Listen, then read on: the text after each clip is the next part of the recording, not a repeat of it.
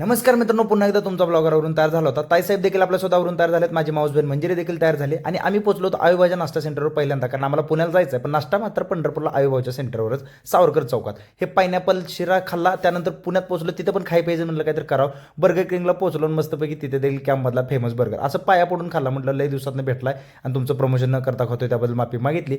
ताईसाहेबांना थोडीफार शॉपिंग करावी होती. म्हटलं चला शॉपिंग करून झाल्यावर ताईसाहेब म्हणले आता फोटो पण काढायला पाहिजेत. मग काय भाव आहे शेवटी, फोटो ब्लॉगरला फोटोग्राफर बनवून ठेवला. त्यानंतर म्हटलं चला आता दर्शन घेतलं पाहिजे, आपल्या दगडूशेठ हलवायचं म्हणून पोचलो होतो. मस्तपैकी VIP मधून आपलं ब्लॉगरचं दर्शन झालेलं आहे, कारण ओळखीदा. आणि प्रज्वल दादा धन्यवाद आम्हाला हे असं भारी दर्शन घडवून दिल्याबद्दल. दर्शन तर बाकी मग झालं, तिथेच थोड्या वेळ ध्यानस्थ बसलो, आशीर्वाद घेतले बाप्पाजी. त्यानंतर म्हटलं चला अजून काय तर खावं. मग काय लगेच सॉफ्टी खायला हजर हो. म्हणजे खाण्यापिण्याचं कुठे कमी नाही. यात्रा श्री जगदंब हॉटेल थांबलो, तिथलं महाराजांची मूर्ती तर एक नंबर होता आणि ॲम्बियन्स पण एक नंबर आहे. प्रमोशनचे काही पैसे दिले नाहीत, पण कसं आहे चांगलं असते ते तुम्हाला सांगा पाहिजे. जेवण पण बाकी मस्त होतं. आता ब्लॉगर खूप थकलेला आहे आणि घरी येऊन झोपणार आहे आता.